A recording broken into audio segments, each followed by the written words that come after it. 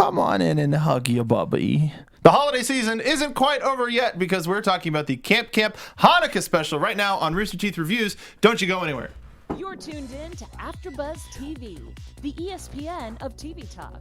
Now, let the buzz begin. Good evening, campers. We're back at Camp Campbell. It's Boxing Day. We're coming to you from a moment in time that you may not recognize, depending on how well you paid attention to our outfits last week. Welcome to the show.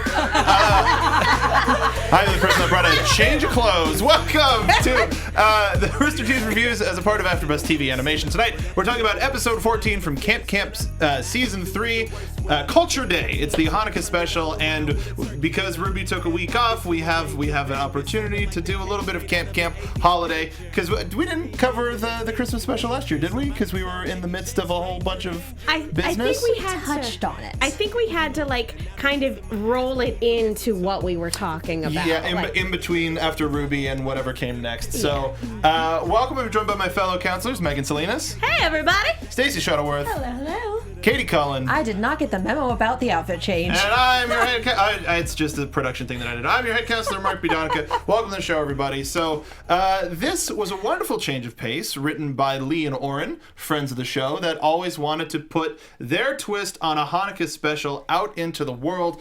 When we found out it was Culture Day, when we found out that it was specifically about Hanukkah, did any flags come up in anybody's head? Starting with Katie, was there anything? Oh, I was sure that it was going to be absolutely bonkers, and I was honestly looking forward to it because we've had so many Christmas specials just in general, in media, as a society over the years. Hallmark alone accounts for maybe 60% of them. And so look it up if I'm wrong. The Hallmark Channel is terrifying with its made-for-TV Christmas That's about movies. 15 to 20 per year at this point. Yeah.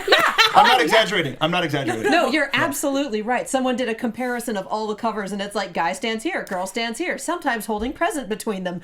Guy is in red, girl is in green. It's terrifying. Anyway, it's nice to have a Hanukkah special, and this sense of humor is just wonderful. What do you think, Stace? Man, yeah, you know what?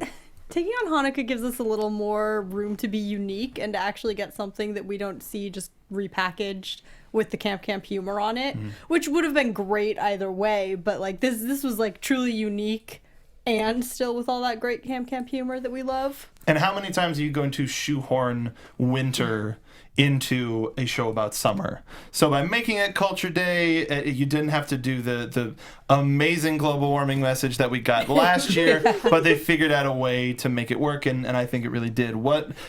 No red flags, no nothing. You're just like, hey, let's get ready for this sweet Hanukkah action. Honestly, it didn't even occur to me that we might get a Dolph joke. There we go. It did not occur to me because I'm always fascinated whenever a show takes place during the summer, like a Phineas and Ferb or Gravity Falls sort of situation, where you retrofit a holiday that doesn't belong in the summertime. And last year, as you pointed out, we had that great global warming catastrophe that resulted in our Christmas episode, which was great.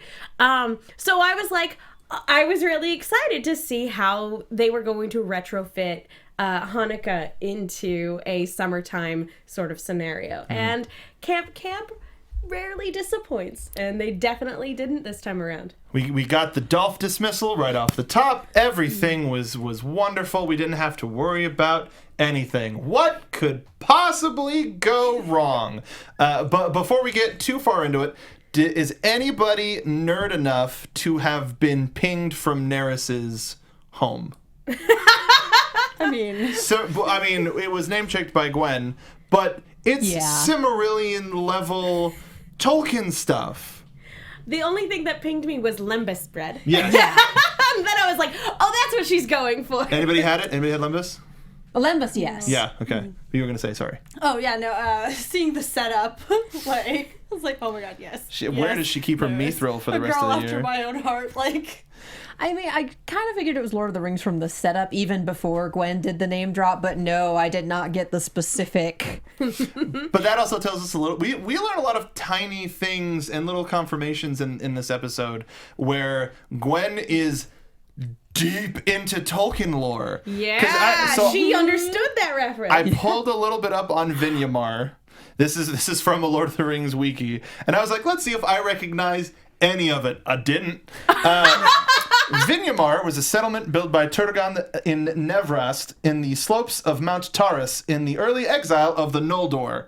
It was perched upon high terraces that looked towards the sea. It was never visited by the servants of Morgoth, but after its abandonment, it became weathered. Turgon's great hall had its walls and roof covered with a deep growth of plants. The name is Quenya, or Quenya, I don't know how to, the language of, one of the languages of the elves, it's for new home, from Vinya being young and new, and Mar to house, home, dwelling.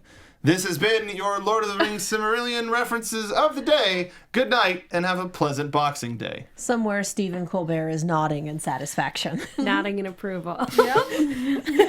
We got a glimpse of Nerys's dream home, and where she feels accepted is a cliff-high beachfront property. I mean, okay, who doesn't though? Also, has anybody seen, for those of you who don't know, Lee and Oren, they're not only their husband and wife, but they've been an animation writing team for a really long time. Lee's channel is wonderful, and there was a bit of a reference to a previous work of hers. Has anybody seen their Fantastic Beasts Hanukkah special? No. Amazing. Because one of the references that Nerys makes is this a book of spells? Which Newt Scamander doesn't know what Jews are in this short. It's very, very entertaining. Do yourself a favor and go check it out. Oh my god. So I'm sorry, I'm stuck on Newt Scamander doesn't know what Jews are. yeah, it's Like, amazing, and it totally works. You're like, honey, Goldstein, what did you think? It's amazing. Absolutely spectacular. I love it. Homework, I am ready. Dude, I mean, Yeah. it's like 2-3 minutes, and I mean, Hanukkah's over, and best Christmas is homework over. is- But, you know what today is? It's my mom's birthday. hey! Happy birthday, Mom. Happy birthday. Happy birthday, Mom. like today, or when this is airing today? when this is airing. Oh, happy birthday. That veil just can't come down. We have to keep lifting it. I have to lift it up and wave. Hi, Mom. I'm on the internet. On the internet. I've seen kids do that at dance recitals before. And that curtain has chain in the bottom, so those are some determined kids that want to see their parents in the audience. But at the, Hi, you want to say hi. at the same time, it's evolved a lot from when we were kids of going like waving and be like, all right, back to work, as opposed to kids now are like and dabbing and like flossing and Shout out whatever. to our audio listeners. doing the quote Fortnite dances. hope your lawsuits go well, everybody. Well, we're gonna sue them for no reason. They took the dab from us. I don't know, man. Who is us? make that Can you argument. truly own the dab? That's our new shirt. Can the dab be owned? I think That is our new shirt. I think it's pretty evident that the dab owns all of us. That's fair. That's the follow-up That's shirt. the PowerPoint shirt. Yeah. I started doing it ironically. Now I don't. I do it to be stupid. You gotta write that down because I don't have my phone right I'm now. on brand. It's not like this show will live forever on the internet at all. But so the main crux of this story is people are just generally interested in something that Neil has to say. Yeah, let which is alone the history of Hanukkah.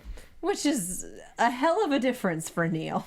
We went from an amalgam of every Neil, of every famous Neil, which is arguably one of the lowest points of Neil, to his highest point of just being kind of true to himself and being cool and it not being enough. And Max sort of took the backseat on this one. Yeah, I did. How deep did y'all think this was going to go?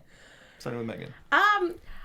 The second it started escalating, I knew that it basically just like Max sort of panned out. I knew it was going to escalate to the point where the story was going to collapse under the weight of his lies.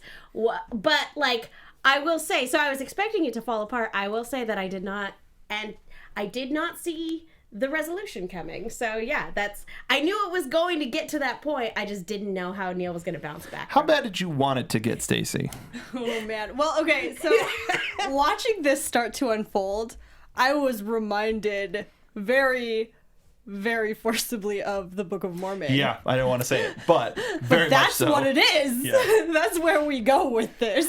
It's Book of Mormon with a legitimate ending. Yeah, basically. My name is But, like, Elder Neil.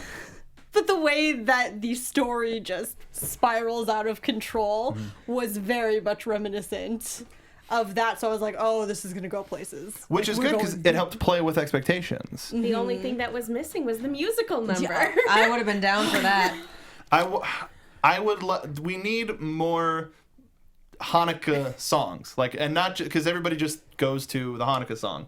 I think it's still a little comedy. The best version of I Have a Little Dreidel is there's a South Park version where they do it in the round, or they do it as a round. Yeah, and it's very well harmonized and silly, and it adds a story Kyle, element. Yeah, so Kyle, Stan, Cartman, Mrs. Broflovsky, and eventually Gerald Broflovsky, who doesn't know what they're singing about. Katie, how did your expectations shift as Neil was all of a sudden the center of attention?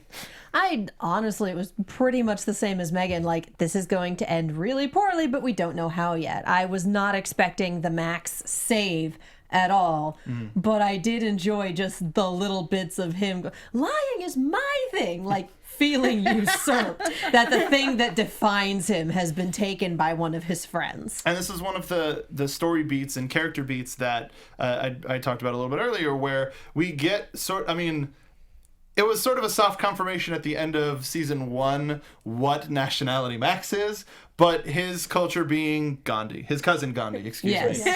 But after the season that we had with him, who expected him to really fight for the good a little bit? Did anybody? Or is he just going to keep being a little bastard? Little bastard. I legitimately thought that, like, he did his due diligence by warning Neil. He's like, hey, I know how cons work. I know exactly how far lies can get you. Trust me, especially as somebody who's inexperienced as you are, maintaining your narrative. Like, this is gonna fall apart. He didn't have to do that, but he's like, hey, Neil, I'm just giving you a heads up. This is what's gonna happen. So at that point, when Neil brushed him off, he had every right to just sit back and watch the fireworks. And that's exactly what I thought he was going to do. Or I kind of also thought that, because he liked the lying thing, that he was going to continue to escalate the situation with lies of his own. He's going to lie on Neil's behalf. That's it. I like that. I like that. But I mean, you're looking at the camper who out-conned career conman Cameron Campbell and then looped him back in for an even bigger con. Like, you'd think that you'd take his advice. Thank you for giving us a new vocal warm-up. Out-conned career conman Cameron Campbell. From Cameron Campbell's Cam Campbell. You're welcome. Flip. What can I say except you're welcome?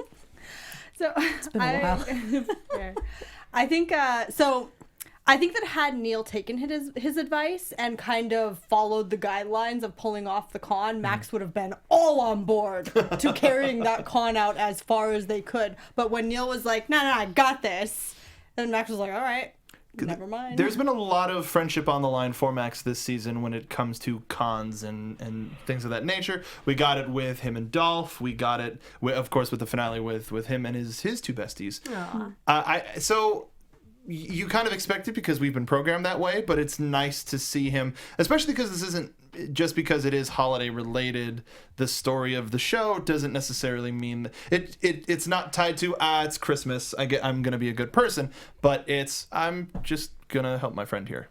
Well, and we also get a little bit of development on that commentary from Gwen after they get a look at his Culture Day presentation. This is more effort than I was actually expecting from him. He wants to take part. He wants to actually be represented. What was before we get to our B storyline and a quick announcement? Who was everybody's favorite other booth, like background booth? Definitely Aaron. Yeah. Aaron. I mean, I really liked Nerf's too from what we saw of it because his culture was just prison. And maybe this was me. I didn't get a good look at Space Kids. I don't know if it wasn't there or if I was just not quick enough on the uptake to find it. It was there. Yeah, I didn't think to pause and look at all of them, but I definitely saw Nerf's on that first walkthrough. Like, your culture's prison. Whose did you like, Stace? Neris. Yeah. After my own heart. I mean, come on. It made me go, how much of a nerd thing is this? And it was a real big nerd thing. Big nerd thing. Made me Space very Kids. Space Kids was a toy rocket and a big chunk of a meteorite, which might have been a toy, which might have been real, might have been something that his namesake brought back for him from the moon. Might be that. I would Oh, not be surprised. if it was a chunk of the moon from his episode, so it was fake moon. Like, you just found a geode. Oh, man. Yeah, it's just, this is from space. Oh God. It's a space crystal. No one has the heart to tell him what otherwise. is a Hanukkah? Yeah. Part of me's like, well, it's Space Kid, and the other part of me's like, no, none of these other kids seem to know this either. We've seen their parentage. This is true. Well, I mean, we haven't exactly seen Space Kids, but It it's checks out. It's Space Kid, though. Space Kid's excuse is that he's Space Kid. and everybody else is uncultured He is- swine. If He it's is a within, space cadet, if you will. if it's within the upper atmosphere, it's not worth paying attention to. Jews in space. Oh my god. I haven't seen that movie in a really long time. History of the World Part 1 gives a preview of History of the World Part 2, which features two Hasidic men in a giant space menorah. It's remarkable. Jews in space. And it's announced just like that. I watched a lot of Muppet Show as a kid, and so to me that always pinged as pigs in space. Yeah. But really quickly, before we move on to our B plot, we've got a little bit of an announcement from the folks at home. Hey, AfterBuzzers! Our network produces after shows for nearly all your favorite TV shows. From dramas, reality TV, sci-fi, and more, there is no network that works harder to serve television fans. But we need your help. So we're asking that you please subscribe to one or more of our YouTube channels. By subscribing to our channel, YouTube will suggest content that's tailor-made for you, and you'll help AfterBuzz continue to grow. And if you're worried about those pesky notifications, don't be, because they're optional. So hit that subscribe button now for this channel and check out our other AfterBuzz TV YouTube channels. Let us know you did so in the comments, and we'll be sure to thank you on air. For now, thanks for being the best fans and for helping us be the ESPN of TV talk. And to give some sort of an illusion that we're not pre-taping this, I want to thank the two commenters on last week's video, Kratos Serving and Nameless422, that are talking about the implications of talk, and if that means that Captain Hook is running around somewhere, which we talked about on last week's episode, but you should check out. I'm real happy that we get comments on that episode. I want it. I want the angry huntsman or huntress without a hand who is just super mad. I will find you! Oh God, just search all over Remnant for this croc faunus, and no, she dead. And it's been dead for years. It's an awesome combination of Captain Hook and Ash. Like, the person has a robot hand that also doubles as a chainsaw. So hostile Gato. Yes! So the person just shows up, finds this skeleton that still has these steel jaws in it, and is like, oh, damn it. One step better. We are introduced to this Captain Hook character, and they have the teeth dangling from their belt. So it's like, we know what they've found a dead body in the middle of like a weird rocky chasm, and was like, those are mine. I'm gonna get my hand back, I am. Or That was my audition. If we want to do like a further plot twist, and like in terms of like talking about how, you know, zoom out and we get our crossover stuff, turns out Captain Hook and Ruby is actually the quartermaster. Oh! Bring it back around. Turns out See, I Captain was- Hook was in our hearts the whole time. I was gonna say, like, all right, this Captain Hook character, who do you think her master was? Like, surprise! Talk wasn't working for Salem. Talk was working for Captain Hook. Anyway, We just get like a rocket dab. yeah. Yes. It's an intergalactic dab because you need extra boosters to align the arm and For all those get dab. dimensions. Intergalactic, that work. Dabbatary, intergalactic. Correct. yeah. With the quartermaster, that brings us to our B plot. Platypus. Oh yeah. Got everybody in trouble because they ate the prison gruel, all of the lumbus bread, everything that was going to be on the feast of the holidays, which apparently the kids were already over. It's like, oh, we're just gonna have regular hot dogs. Yay! I do that now, but so we get an active on-screen pairing that we don't get very often, which is Gwen and the Quartermaster. And with the presentation of the Flower Scouts have a spa. First of all, they're advertising that they have an in-house spa. Terrible. But did anybody think we were actually going to see the Flower Scouts? No. I did kind of think it was just a name drop. I don't know. I felt like I was like, okay, that flyer's there. We're gonna cause some chaos. It's like that's got to come back around in gotta. some way. I just had all of the hope in my heart. Yeah, Please. exactly. At most, I was expecting a cutaway joke, but mean, what we got. The big old one. So I think that this just leaves a very Wood Scouts Christmas for next year. Yes! That's just the worst possible thing. You know what? I've been thinking about this, actually. You know what I would love to see? I know everyone does It's a Wonderful Life specials, but my God, do I want to see one with Cameron Campbell. Because the entire globe would be in a different state because he has so many deals with so many people. Or would it be A Christmas Carol? Oh, you are haunted by 3 ghosts, and all of them are Griffin McElroy. No, they're the McElroy brothers. Oh my God, yes. Oh my God! Okay, dear camp team, we've written next year's Christmas special for you. Go. Give me like a week. I'll write it. I'm in a spec script mood. Do it. Yeah. Oh my God, do it. Yeah, I want to see Juice and Travo get. Ever since Griffin showed up, everybody's like, "All right," and the rest are coming. Get those boys in there. Juice is doing Ghost of Christmas Future and breaks it with it. Gives us a munch squad in the middle of camp. Or a haunted doll watch. It's a haunted doll watch. Aren't you in the middle of haunting me? Aren't you the ghost? Yeah, but I gotta show you this real creepy doll. Its name is Melissa. It reacts to sexual energy. Oh, well, then I can see why. Hey, wait a minute. My best Travis Willingham is not very good. He's a deep-voiced caricature. Don't worry about it. And I am a woman. Yeah, there is that. So we're left with this can of sham. I would add an E on the end of that because it's just a can of shame. Sham and eggs, sham and ham and eggs, ham and eggs. It's about sham, egg, sausage, and sham. It's a 4-decade-old can of meat that they have to try. I'm sorry, quote meat. That really got you. Like Spam is not meat.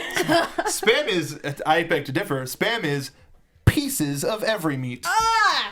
And sham is faux spam. Yeah. So what they have there is tofu. Expired tofu. The Expired beans. 1980 Olympics. Yes. Is what was on that can. Dude, those are rare cans. People collect the Olympic cans from Coca-Cola. I'm just saying, that might be an investment from Campbell that didn't make it into like his safe or his safe house or whatever. I like that. Also, have you ever seen Coke go bad? I have. It's horrifying. That's why you gotta. Nope, not gonna make that joke. But it's terrible. No, I have drank a soda that was. It was a little old, but it wasn't. Oh no, the one that I saw came out a little bit like when you have Jell-O and you shake it really hard, so it's still viscous. Oh yeah, no, it was an experience. It's 2 a.m. We're in high school. We're having a sleepover, and she cracks open this can of Coke and pours it out and goes, guys, I think it's green. Like, this does not look right. And we all kind of went, no. Some say Pepsi Clear is just old Pepsi that has separated from the syrup, and it just kind of has syrup remnants. Have you seen the SNL sketch Gravy Clear? Oh, of course, it's classic with Right Now. Yeah, that's. That takes me back. Oh, jeez. Not quite to the 1980 Olympics, but it takes me back away. I've only just seen it for the first time this year. Oh, God. My parents didn't understand why it was funny, and I was dying. Have you? Well, really quickly. Schmidt's gay. Anybody? Schmidt's gay? No. No one. No. SNL Sweaty beer. balls. SNL beer commercial. That is like the classic babes and this and that. but it's 2 gay dudes, so it's just a bunch of dudes in speedos. But it's all the same like zoom shots and like whoa, it's amazing. But it's not like. The comedy is that it's a parody, not that it's making fun of homosexuality. Yeah. Yeah. So, but it's very well done. Highly recommend. Safe search off and just look it up. Also, be recommending- Schweddy Balls, SCHWEDDY. Oh, well, that- Google it. I laughed till I cried.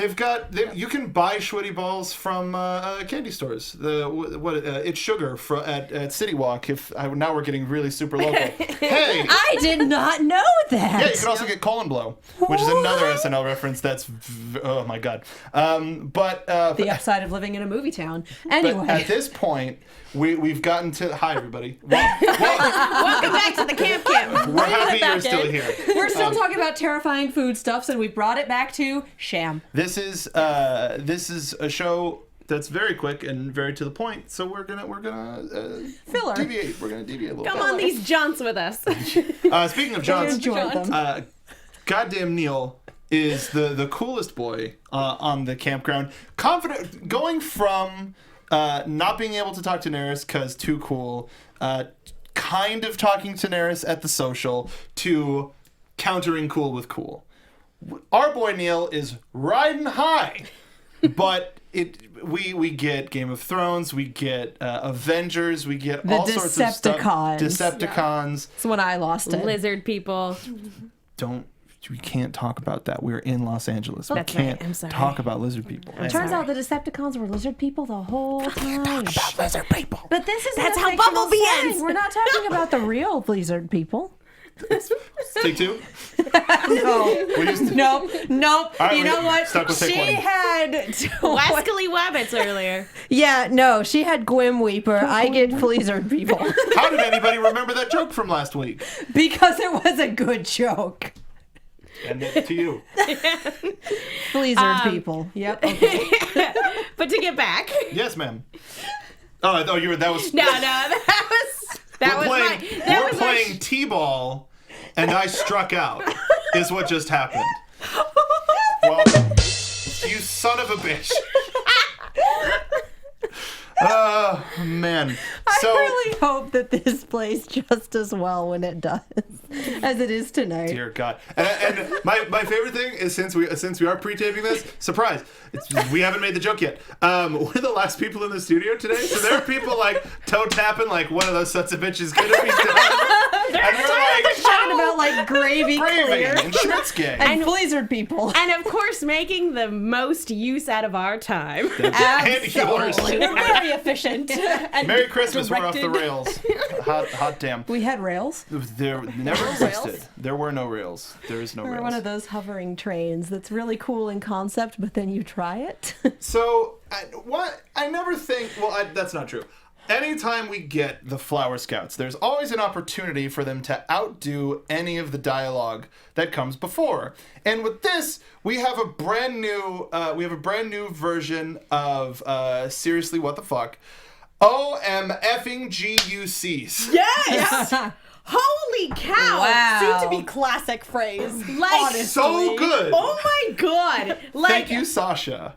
like it's really like the first time I watched the episode, like that completely like it did not settle on me what she was actually saying. Rewatching it and like the full implications of what she was actually saying, I was like, oh my god. Well, she's dropped the C-bomb several times Yes. previously, and just not shy. very flatly, not shy, not shy at all. So the question then is pegged: where do we go from OMFGUCs? It's getting so high and unattainable that they're going to start bleeping them out. Actual. The word actual needs to be in there somewhere. Oh, my actual effing G. Well, You actual sees. you actual C's. Twice just for emphasis. You literal C's. But their perfect paradise gets disturbed from feeding distributing and then subsequently feeding the platypus the sham, and it created one of my favorite pieces of animation that I never knew I wanted until it happened, which was the projectile vomiting of the platypus onto Erwer. Just Erwer. And Is it just me? Or did it look like Nickelodeon slime? A little bit, yeah. Totally did. Are you referring to Gak? No. I mean, It a is little not bit, Gak? kinda. It looks a bit like Gak. Oh, What are you doing? What year is it, Steve? Also, where We got, are you ladies and from? gentlemen, Strong Bad. I was gonna ask what accent that was.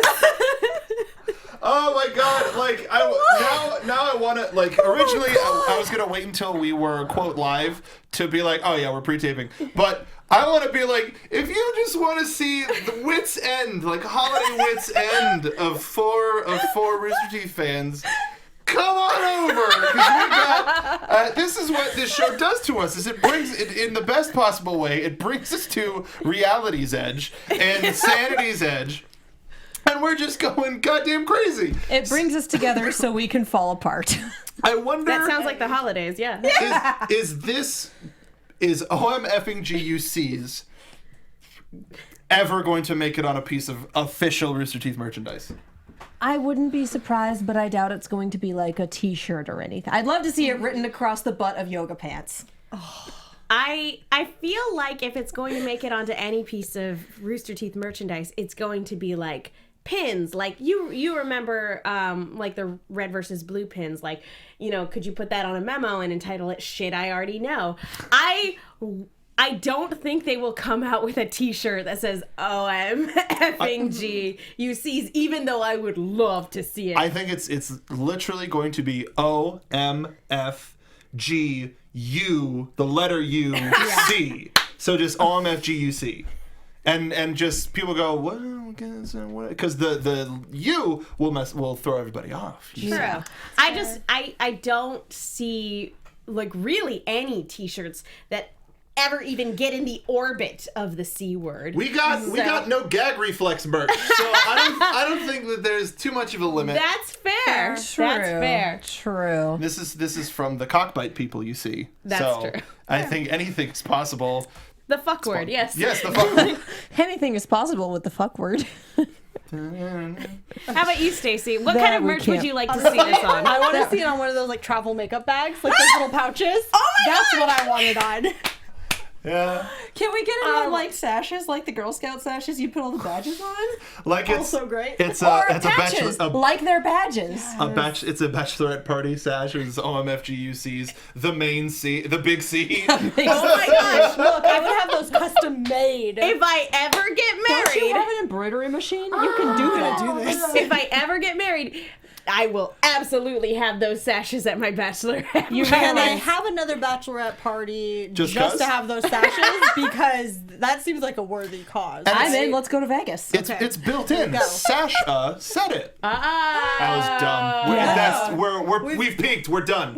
All right, guys, we're out. Speaking of, Show over. if there is a place on merchandise where it would show up on tpublic.com/the Rooster Team. You should go check it out. We don't know if they're having a Boxing Day sale or not, but check out some of the newest stuff that we put on. We've got Media Has Ruined Me. We've got the hashtag Never Dies, which if you understand the graphical reference made on that shirt, we will love you forever. We might send you a sticker with that on it. We have a Helvetica list of all of the shows that we cover. I'm not going to pronounce all the consonants because it sounds like a slur. And then my favorite thing that we have right now is the Break Their Legs Nora Skull and Cross Femur shirt that was made in part for, well, they made the damn graphic.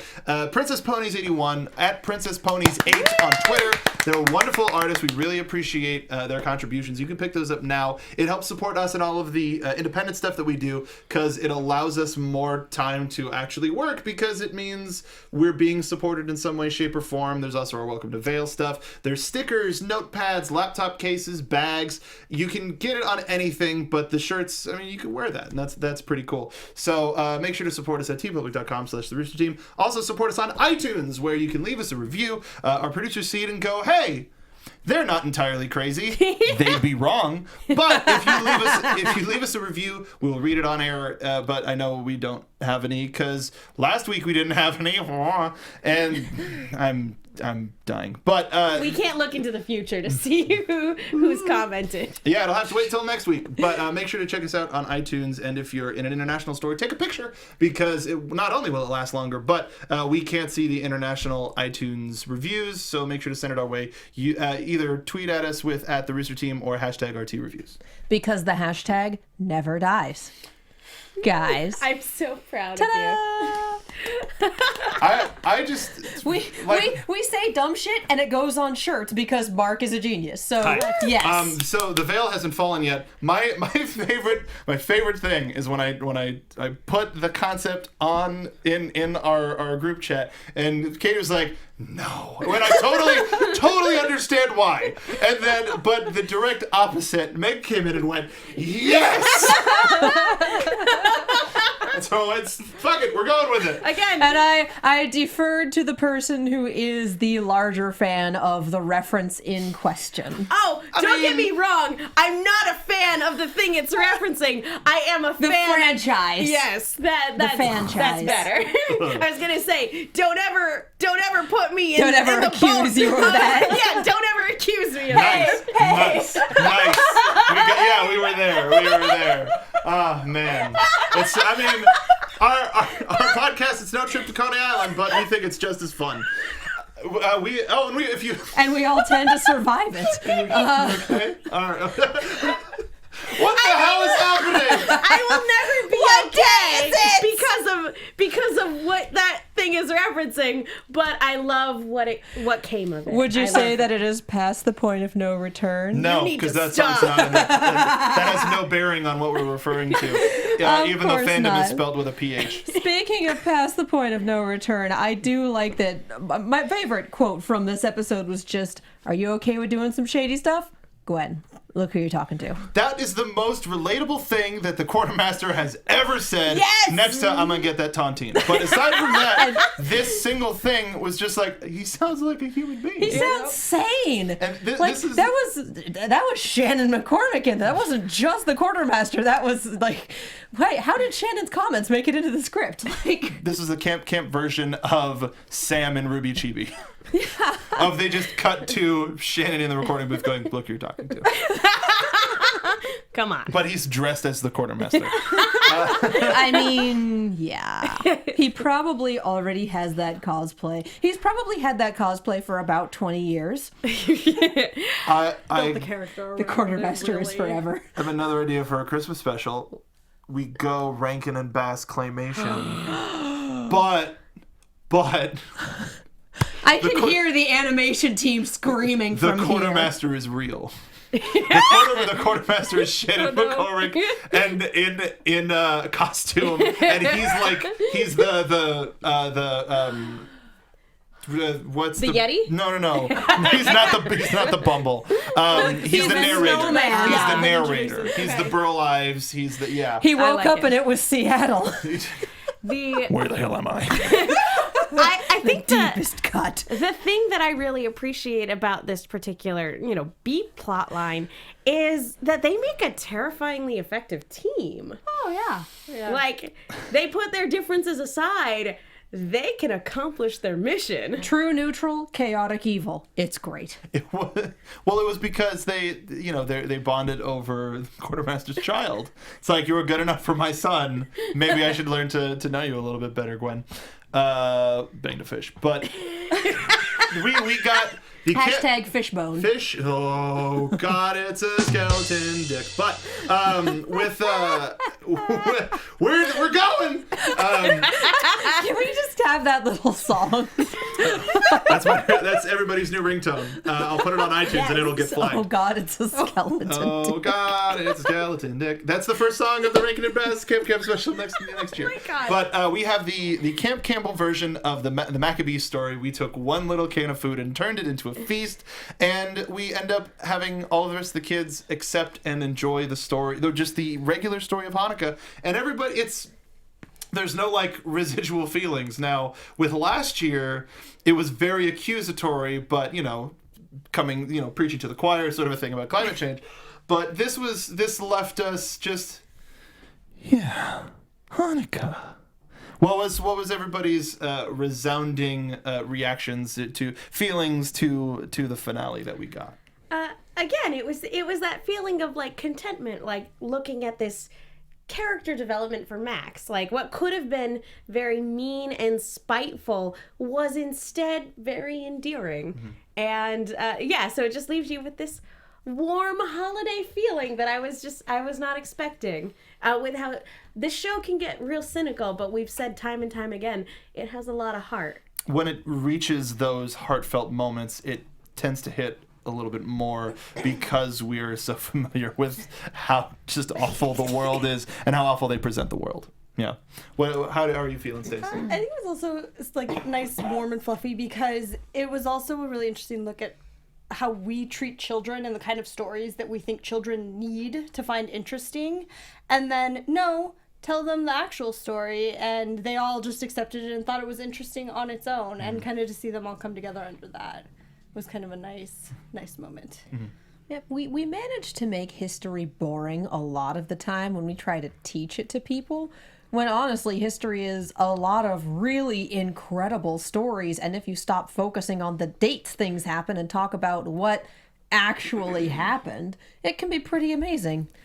Also, I enjoyed David knowing that his sanity was balancing on a knife's edge and knowing when to walk away, and I feel like that's new-ish for him in these later seasons. Just like, there's absolutely nothing to investigate here. When he's well aware that there is absolutely something to investigate here, but can he handle that right now? And also, where are Gwen and the quartermaster? Nope, everything's happy. It's a miracle. We are just going to walk away. And I love seeing that, like, yep, I know exactly where my sanity is. I know where that line is, and I'm just gonna back off. It may have been like a 55% win, maybe a 60% win for him, but he's like, I'm just gonna take it. It's been a rough couple of months. You know what? I deserve this. Because he gets a nice meal with the kids. Yeah. And while we don't get to see like that actual meal other than everybody shut up food, we get everybody feels good by the end of it. Everybody feels nice, and we're ending with the Flower Scouts in chaos and Gwen getting a much needed break and seeing way too much skin on the quartermaster, even though it wasn't that much, but it was still way too much. Enough. I totally similar good feelings that we usually get at like a season finale. Like they built everything up and paid it off in such a rewarding way in a single episode, and I think it's something to be applauded. So Lee and Oren, hope you get. I mean, you're gonna be around for a while, but we're happy that you got to express your vision as such and share it with all of us. I did love that we got the joke parallelism in that last scene, mirroring what the Flower Scouts had been doing earlier. Like, oh yeah, I can barely hear this happening. Yep. If Quartermaster had said OMFingGUCs, he wouldn't have abbreviated any of that. No, but it still would have been beeped. Oh, absolutely. It would have been similar to him and the Quarter Sister arguing over the intro. I just need to hear Valley Girl speak from the Quartermaster now. Like, I just need to hear that. No one needs that. Are you sure? Beg to differ. Need versus want. I think I need that. No. I think we need to ask Shannon. Shannon, is it physically possible for you to do both of these at the same time? Great. Now, can you? Like, will you? That's the other question. Figure it out. But, hey, we made it through another Camp After show. Because this is sort of a one shot and we're not necessarily getting more Camp until the proper season starts, presumably next summer. I'm not going to give any camp activities, but if you want to, share some holiday photos with you. Whatever you celebrate, we like to let's make a big holiday collage. I know it's Boxing Day and everything's over, but that means you have even more of an excuse to have recent ones, not just cute ones of you as kids. Tell us your holiday stories. Tell us funny things that happened during the holidays. I'll make a video and tell you guys about the love look, because that's the story that goes around my family. Cool, do that. Before we're back next week with Ruby, Season 6, Volume 8, or, you know what I mean. Volume 6, Episode 8. Let the folks know where they can find you, what you're doing over the holiday break, etc., etc. Starting with you, Katie. I'm Katie Cullen. You can follow me all over the social medias as well as on YouTube and Twitch at Kiaxet. That is Kiaxet. If you like to see reactions to these videos, they live on that channel. As those of you who watch that channel know, the recording schedule is just all sorts of bonkers because of the holidays, and at the time that this is airing, I am at home in Colorado with my family, probably coming up with even more ridiculous holiday things and ridiculous holiday stories, because my family can't get through a holiday without something hilarious happening. Stacey. So that's how we do. Sorry to interrupt. No, it's fine. I'm Stacey Shuttleworth. You can find me all over the web at Stacey Shuttles. Over the past week, I'll probably be playing a lot of games over on Twitch at Inventory Full PT, and hopefully getting a jewelry setup going so that I can make jewelry on camera.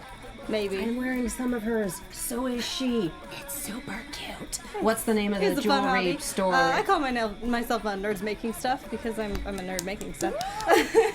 That branding, though. That branding dough. That branding though. I'm Megan Salinas. You guys can follow me on Twitter and Instagram at the Menguin. That's TheMenguin. I also do a Lost retrospective podcast called No Love Lost, so you guys should check that out.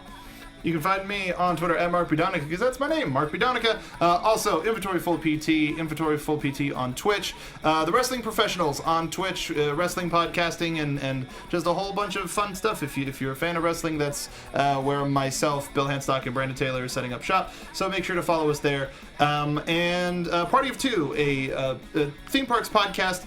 This past week, we put out an episode of who does the Christmas holiday the best out of all of the theme parks in the world. Some that we visit have a little bit more preference because we've seen it firsthand. But check it out. It's at Party of Two Pod on Twitter, on anywhere podcasts are sold. Follow us at The Rooster Team, tpublic.com/The Rooster Team. Follow everybody here at AfterBuzz TV. Thank you so much for joining us on this Boxing Day Camp Spectacular of Hanukkah. We will see you next time. Camping. Our founder, Keven Undergaro, Rooster Team, and me, Maria Menounos, would like to thank you for tuning in to AfterBuzz TV. Remember, we're not just the first, we're the biggest in the world, and we're the only destination for all your favorite TV shows. Whatever you crave, we've got it. So go to AfterBuzzTV.com and check out our lineup. Buzz you later. The views expressed herein are those of the hosts only and do not necessarily reflect the views of AfterBuzz TV or its owners or principals.